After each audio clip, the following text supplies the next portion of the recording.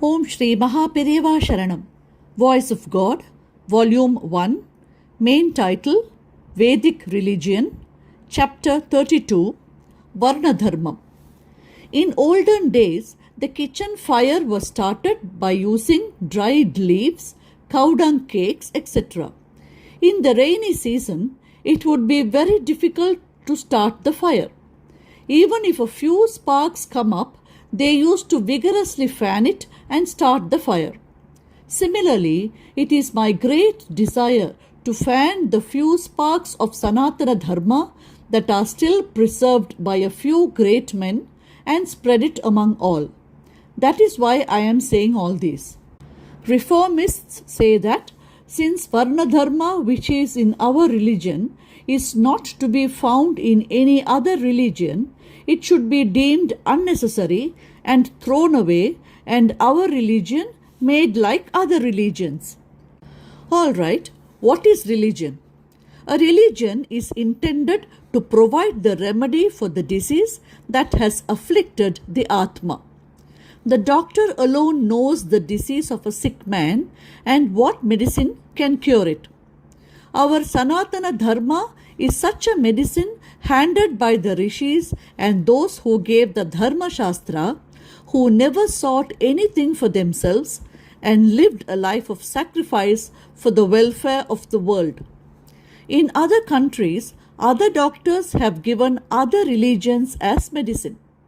Supposing we tell our doctor, the other doctor is treating in another way, you are treating like this, will the doctor like such a question? In Vaidya Shastra, there are several types. In one, we find there will be severe restrictions on food intake, etc. In another, it will be sweet. In yet another, it will be bitter. Instead of telling that all these methods should be combined into one, if each one steadily follows the system he takes to, then he can get cured by any one of the methods. Other religions speak of the common dharma necessary for all beings. In our Vedic religion, the same have been enjoined on all the people as Samanya Dharma, which is ordinary dharma. The Samanya Dharma enjoined by our religion are Ahimsa, non-violence, Satyam, speaking the truth, cleanliness, control of the senses, not keeping even one bit more than what we require, bhakti towards God, affection for the parents, and equal kindness to all lives. Apart from these, the society has been organized on the basis of Varna related to the traits carried out hereditarily, and special dharma has been enjoined on each Varna. If these special dharmas had also been made common dharmas, it would have led to a situation in which no one observes them. I shall give an example. In Buddhism, avoiding meat eating was made an ordinary dharma. But what do we see today in countries where Buddhism is being followed? All are meat eaters. Our rishis and those who formulated Dharma Shastra had understood human nature very well. Therefore, they had prescribed non-meat eating as special dharma for some people only. Seeing this, others too avoid non-vegetarian food on special days such as Vrata, death anniversaries, and other ritual days. The old religions of every country that have prescribed all dharmas, that is, ethical codes, as common to all people, had fallen. There is no trace of religions such as Hellenic of Greece and Hebrew of Central Asia. Even in the East, religions such as Confucianism and Shintoism have barely survived. Even in the religions such as Christianity, Islam, and Buddhism, which have taken their place, only one dharma, that is, ethical code, is laid down for all. There is no differentiation of dharmas between individual varnas. But even in those countries where people are following these religions, they are losing their sense of fulfillment. The number of people who are losing faith in religion is on the increase in these countries. Either they become atheist, or those who are not happy with their religion are taking to our ways of yoga, bhakti, intellectual inquiry, etc. It is difficult to say how long the followers of historical religions in these countries will survive. I do not speak like this because I, as representative of Hindu religion, want to degrade other religions. My great desire is that different religionists should stay with their religions and attempt spiritual elevation. I do not call anyone come to our religion. I am of the view that inviting others like this is opposed to the basic philosophy of our religion. Nothing that happens in the world is accidental. The Lord causes the birth of different jivas in different religions depending upon the maturity they have attained. It is my belief that everyone can achieve spiritual good by following his or her religion. If I mention the special features of Hindu religion which are not in other religions, it is neither for criticizing them nor for inviting them to our religion. Saying that those of other religions criticize without properly understanding the special features of our religion and that some of our own people endorse them, I say all this only with a view to pointing out the good in our special features and making things clear.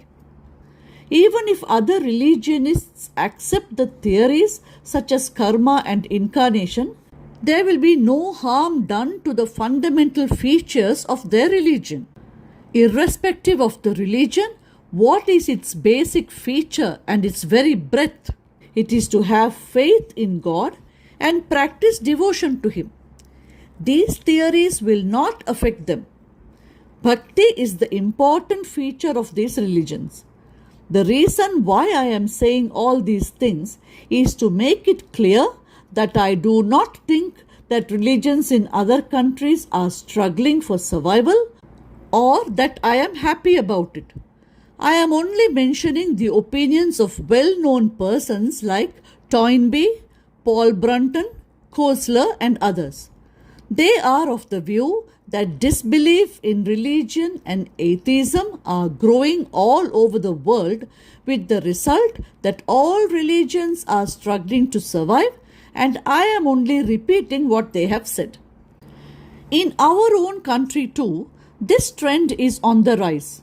But foreigners who closely examine the position in all countries say in one voice, when compared to other countries, your country is far better. Religiosity has not declined to such a bad level. From among them, the sadhakas, that is, spiritual practitioners, keep coming in large numbers.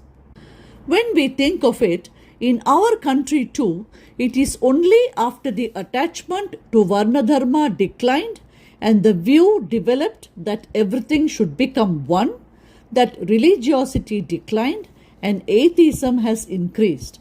This is clear beyond doubt. This is something funny.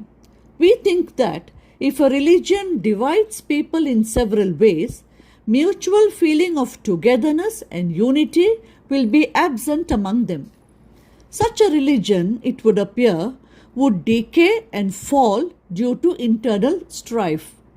Apart from this, as we see from our history, right from the time of Alexander, people of foreign religion invaded in waves. In such circumstances, a religion which divides people in several ways must have been buried and disappeared, leaving no trace. But what we actually see is contrary to this.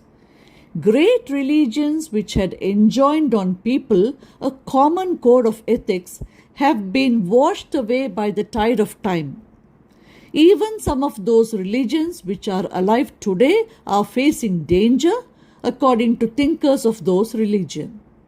But our religion, which has divided society, on the basis of Varna Dharma is alive, holding its breath as if saying, "Who can do any harm to me?"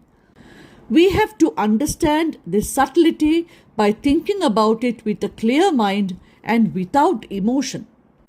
What is the secret of our religion throbbing with life despite following the Varna Dharma for thousands of years? At least, were the Brahmins for whom it is Swadharma to protect the Shastra in a majority? No. Did they wield power through the sword? Not that too. Did they at least have money power? It was not so either. The Brahmin accumulating money is an antithesis of later days, in fact of recent times. According to Shastra, the Brahmin must remain poor. The Brahmin was neither in a majority nor did he have money or physical power. Why should others follow these divisions prescribed by such a Brahmin through Shastra? Were all these people fools to allow themselves to be cheated for so long? Even if they had got cheated, from time to time, great men like Buddha and Jina with tremendous influence came and said that the Vedas, Yajnas are not necessary, that the code of ethics applicable to all people were enough, Sanskrit is not necessary, we can have our Shastra in our ancient languages like Pali, and thus showed a new path. Even then, people were attracted to their new religion only for a brief period, and later the fancy for such religions decreased gradually. Finally, they became weak beyond recognition. The old Vedic religion showed up its head. I am not dead, I am alive. One highly respected person sang, "It is a great wonder that life remains in this body which has 9 exit holes. It is no wonder that it goes out." Similarly, if the Hindu religion, which was divided within and was attacked from outside, had died, it would have been no wonder. The wonder is that it is not dead.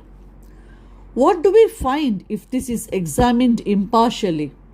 Although other religions have disappeared from our land and other countries, if Hindu religion alone has survived for over 10,000 years, there must be something in it which is absent in other religions. If we say what the special thing is, it is Varna Dharma which is exclusive to us. Therefore, even though people of the new civilization say that Varna Dharma is responsible for the decay of the society, it is our society which follows this Dharma which continues to remain without decay. There must be something in the old Dharma which is capable of doing good to the society more than the equality that is talked about in the modern era. That is why our religion, which has organized the society into several divisions, has survived with tenacity despite so much opposition. Om Shri Mahaperiva Sharanam. Jai Jai Shankara, Hara Hara Shankara.